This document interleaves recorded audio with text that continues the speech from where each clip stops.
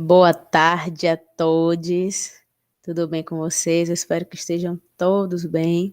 Novamente a gente se encontra por aqui. Vocês já me conhecem, mas eu vou me reapresentar para quem não me conhece ainda. Eu sou Tiziana Belmonte, sou professora formadora em diversidade na Secretaria de Educação do município de Ilhéus, a SEDUC. E hoje a nossa quarta aula do módulo do curso de formação em relações étnico-raciais no contexto escolar. Ela traz como temática a legislação que fundamenta todo esse ensino das relações étnico-raciais na escola, certo? A gente vai conhecer os principais marcos legais e o que cada um deles diz sobre esse processo, tá bem? Só um aviso, vocês não esqueçam de ingressar na turma do Classroom, lá estão as atividades direitinho, todo o material que a gente tem utilizado está lá também para servir como aporte teórico para vocês nas suas vivências, certo? E também para a realização das tarefas, ok? E as mais informações sobre o curso, sobre essa formação, vocês podem encontrar na página do evento, no Deutsch, tá certo, gente? Então, a gente vai iniciar a nossa conversa tratando da Lei 10.639, que nesse processo todo, né, de legalização do ensino das culturas africana, afro-brasileira e indígena na escola, foi a primeira, né? A Lei 10.639, ela altera a LDB, que é a que a gente conhece, né? É a 93/94 de 96, e ela estabelece as diretrizes e bases da educação nacional. Só que a 10.639 vem alterá-la para incluir no currículo oficial da rede de ensino a obrigatoriedade da temática História e Cultura Afro-Brasileira, certo? E aí, o que é que ocorre? Mas é só nas escolas públicas, é só nas públicas municipais, nas estaduais, em toda a esfera educacional, certo? Essa lei prevê isso, só que ela traz brechas, né? Então, essas brechas é que têm sido grandes dificultadores para que a implementação da lei de fato ocorra, certo? Ela diz no artigo 26, perdão, que nos estabelecimentos de ensino fundamental e médio, oficiais e particulares, torna-se obrigatório o ensino sobre história e cultura afro-brasileira. No primeiro inciso, o conteúdo programático a que se refere o caput desse artigo incluirá o estudo da história da África e dos africanos, a luta dos negros no Brasil, a cultura negra brasileira e o negro na formação da sociedade nacional, resgatando a contribuição do povo negro nas áreas social, econômica e política pertinentes à história do Brasil. Ainda, no inciso 2, essa lei traz que os conteúdos referentes à história e cultura afro-brasileira serão ministrados no âmbito de todo o currículo escolar, em especial nas áreas de educação artística e de literatura e histórias brasileiras.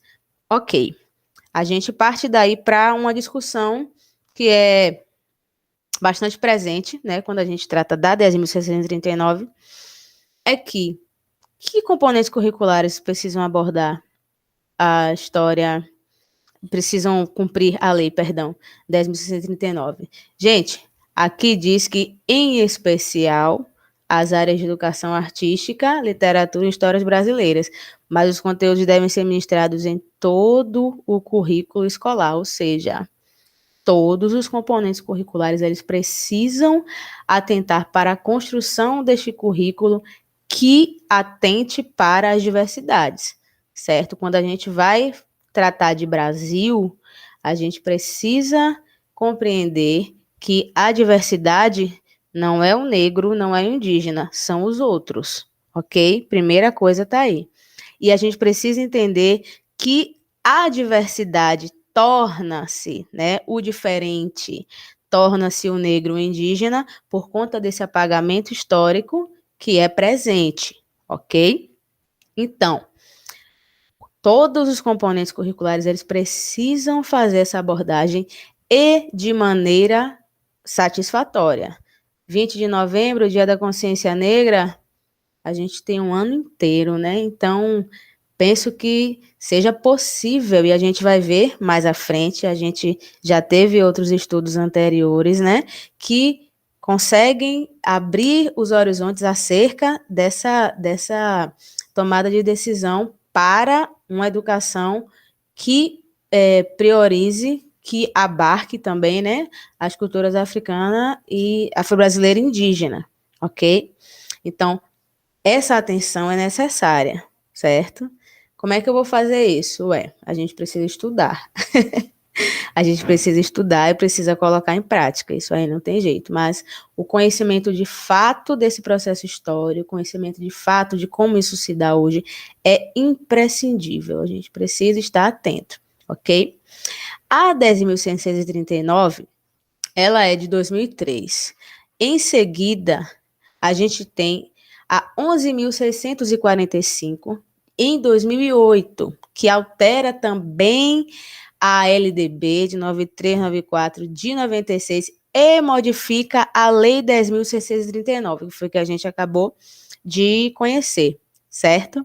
E ela estabelece as diretrizes e bases da educação nacional, para incluir no currículo oficial da rede de ensino a obrigatoriedade da temática História e Cultura Afro-Brasileira e Indígena. Vejam só, é muito curioso a gente pensar que para que os povos originários sejam conhecidos na educação e na escola, a gente precise de uma lei que obrigue os professores e a escola como um todo a falar, a tornar esses grupos conhecidos, né? Isso já configura um absurdo, já começa daí, certo?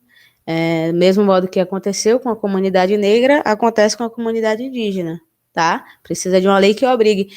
E mesmo com a lei, é muito pouco ainda o que acontece. Muito pouco. Por quê?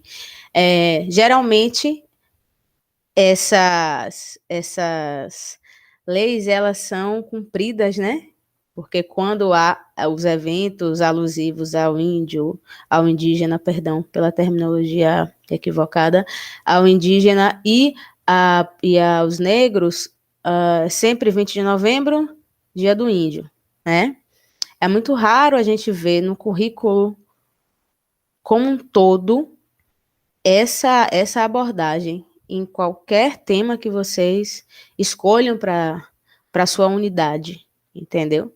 Por que que a gente não pode trabalhar em todas as unidades a história e cultura afro-brasileira e indígena? Porque não é só você trabalhar o histórico, né? Digamos assim.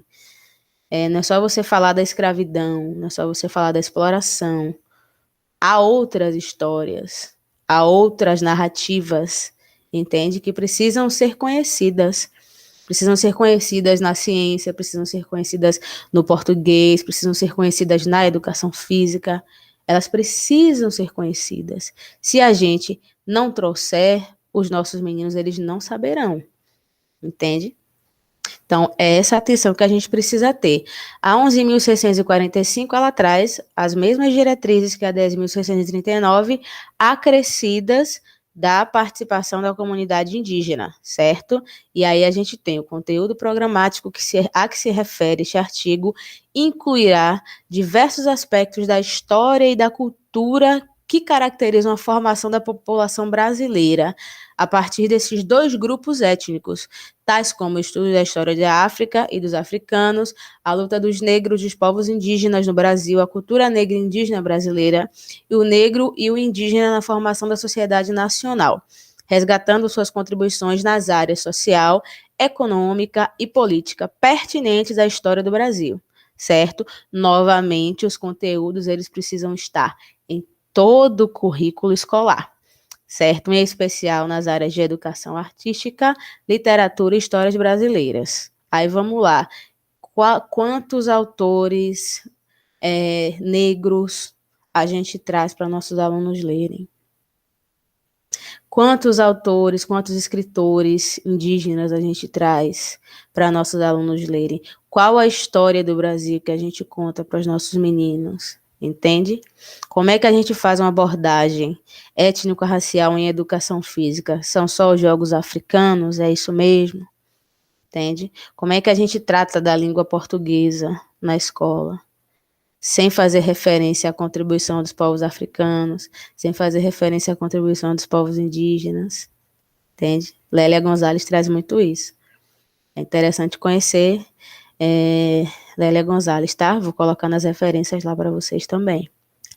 Não, Lélia Gonzalez já está, tá bom, gente? Então, como é que no meu componente curricular eu posso trazer as comunidades negra e indígena? Porque contribuições certamente tem, né? A gente pode tratar de sabedoria popular. Olha, a gente acha que o uso de chás, de folhas e essas sabedorias ancestrais vieram de onde? Entende? Então, tudo isso a gente precisa começar a pensar, porque isso já está muito batido, né? A gente precisa aplicar a lei, precisa aplicar a lei. Aí, no dia 20 de novembro, a gente faz um desfile de beleza negra e pronto. Coloca uma roda de capoeira e pronto. Sabe? Não é só isso. No dia do índio, veste os meninos, pinta de indígena e etc e tal. Não é só isso, gente. Não é só isso, é muito mais que isso, tá? Vamos começar a antenar para isso. No módulo seguinte, só um adendo, a gente traz a professora Vanessa, que vai tratar especificamente da educação indígena, certo? E no nosso último módulo, a gente vai trazer a cientista social Letícia. Ela vai tratar da pedagogia feminista negra. Como é que eu posso construir um currículo decolonial e antirracista? Entende? Como é que eu posso? Quais são os meus procedimentos? Entende? Então, a gente vai seguir uma linha muito bacana. Vocês vão sair desse curso com bastante arcabouço para fazer essa engrenagem funcionar. Tá certo? Pessoal, a gente tem agora outro marco legal que é bastante importante, bastante interessante, que é o Estatuto da Igualdade Racial e Combate à Intolerância Religiosa, certo? Esse estatuto, ele é de 2014 e ele traz no seu artigo 6º, destaquei esse artigo, certo? Ele é um livretinho, vou disponibilizar para vocês também no Classroom, ok? E ele traz o seguinte: a participação da população negra em condições de igualdade de oportunidades na vida econômica, social, política e cultural do Estado, isso do Estado da Bahia, ok? Será promovida prioritariamente por meio de inclusão igualitária nas políticas públicas, programas de desenvolvimento econômico e social e de ação afirmativa, combatendo especificamente as desigualdades raciais e de gênero que atingem as mulheres negras e a juventude negra, ok? Nós falamos sobre o racismo institucional, por isso que essas ações afirmativas elas precisam existir, porque há um abismo enorme entre a população negra, a população indígena e a população branca, certo? E a gente já estudou o porquê disso, não foi? Segundo, a adoção de políticas, programas e medidas de ação afirmativa. Terceiro, a adequação das estruturas institucionais do poder público para o eficiente enfrentamento e superação das desigualdades raciais decorrentes do Estatuto, ok? Quarto, Quarto, promoção de ajustes normativos para aperfeiçoar o combate à discriminação racial e às desigualdades raciais em todas as suas manifestações estruturais, institucionais e individuais, certo? Vejam só o que a gente conversou nas aulas anteriores também. Quinto, a eliminação dos obstáculos históricos, socioculturais e institucionais que impedem a representação da diversidade racial nas esferas pública e privada. E os obstáculos históricos nós sabemos quais são, certo? E eles precisam ser amenizados. Se a gente não começar, eles nunca serão amenizados. E a escola é um instrumento perfeito para começar esse processo de luta antirracista.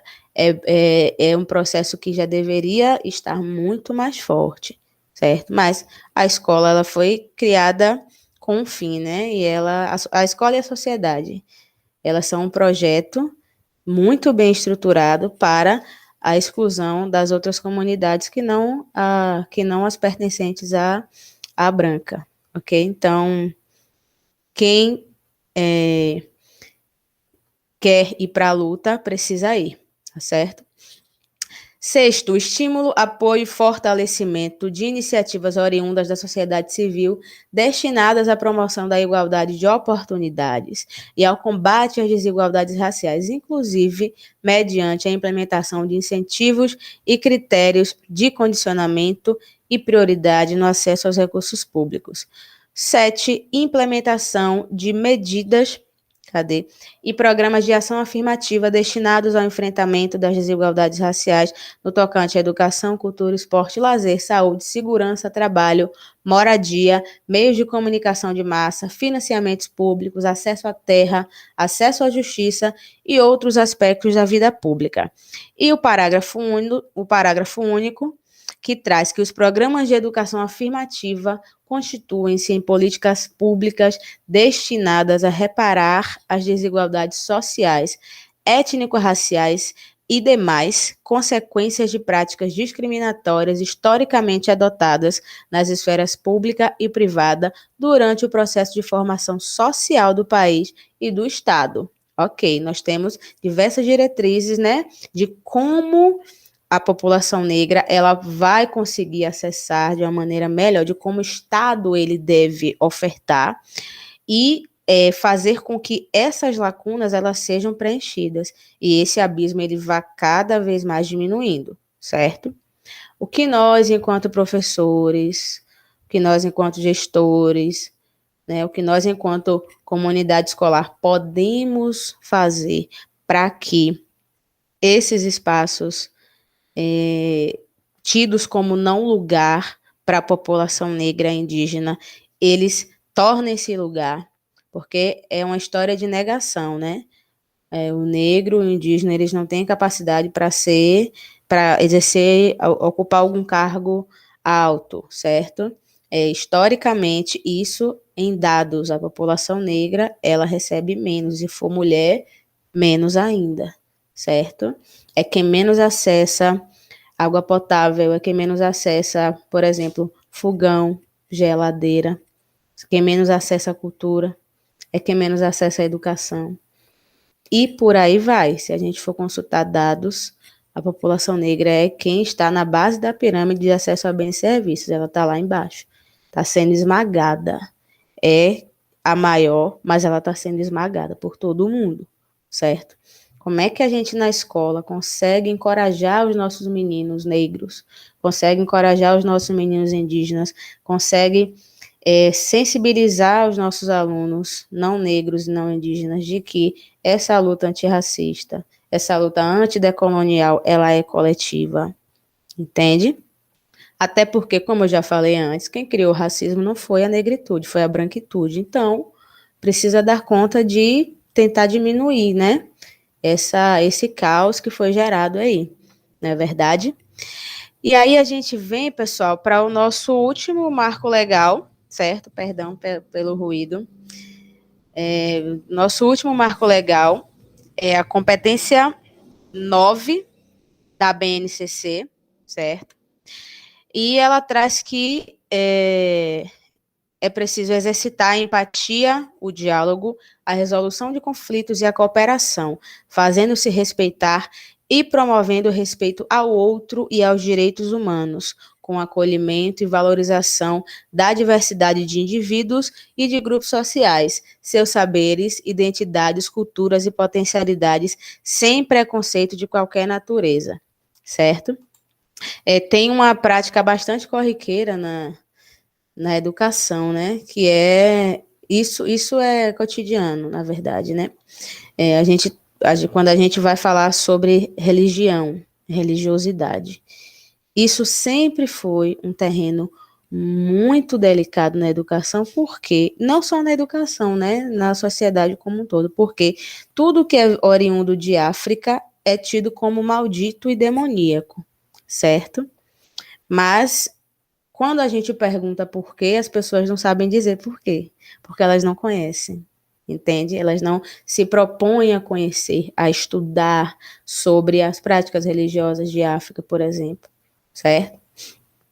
As práticas religiosas trazidas para cá e que influenciaram outras práticas religiosas aqui também. Quantos alunos vocês têm que fazem parte de comunidade de matriz africana, que fazem parte de terreiros de candomblé, entende?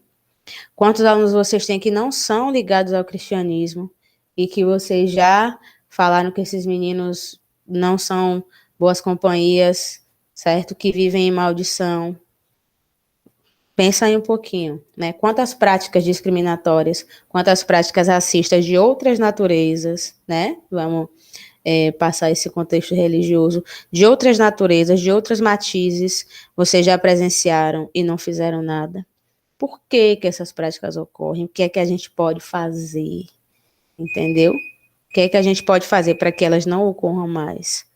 Entende? Como é que a gente pode construir um currículo? Como é que a gente pode, que saberes a gente traz para a nossa escola, para que os nossos alunos pretos e indígenas, eles se sintam contemplados? Entende? Que saberes são esses? Como é que eu posso dizer? Que representatividade é essa? Entende? Se a gente parar para pensar na nossa vivência enquanto alunos, você se sentiu representado todas as vezes em que você esteve na escola? Entende? Pense sobre isso. Os conteúdos, material didático, tudo, construção do currículo, tudo, tudo. A gente precisa pensar sobre isso, porque tem muitos alunos nossos que não se sentem pertencentes à escola por conta dessas nuances aí, certo? Então, a BNCC todo mundo conhece, certo? Ela prevê esse respeito ao direito humano, ela prevê a valorização da diversidade, dos grupos sociais, saberes, identidades. Que saberes a gente está passando para os meninos, está compartilhando com nossos alunos? Será que o que eles trazem para a gente da sua comunidade a gente acha interessante? Certo? Culturas, identidades e potencialidades.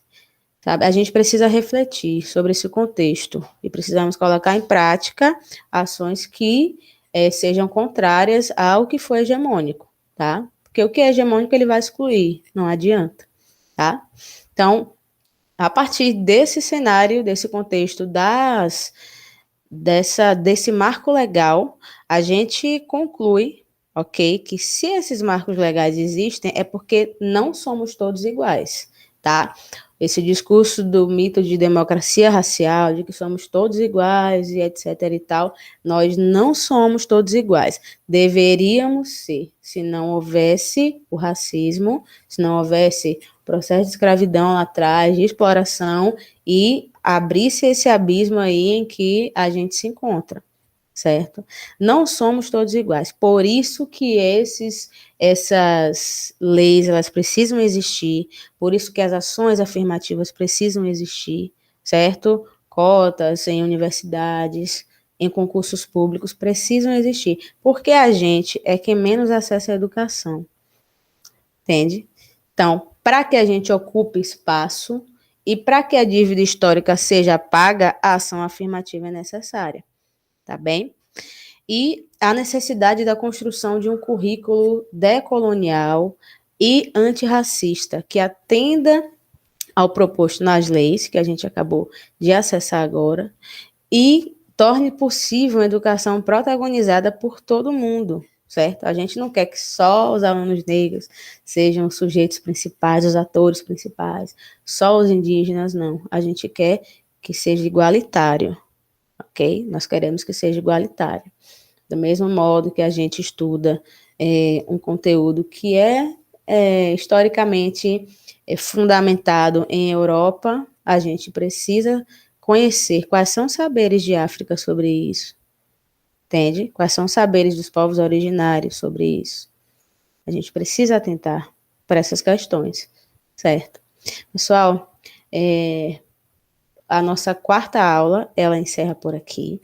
Eu agradeço muito a atenção de todos vocês. Eu espero que vocês tenham compreendido o que é que esses documentos eles querem da gente, ok? O que é que eles precisam que a gente arregace as mangas e faça, tá? Ninguém vai fazer por nós, a gente é quem precisa fazer, tá bom?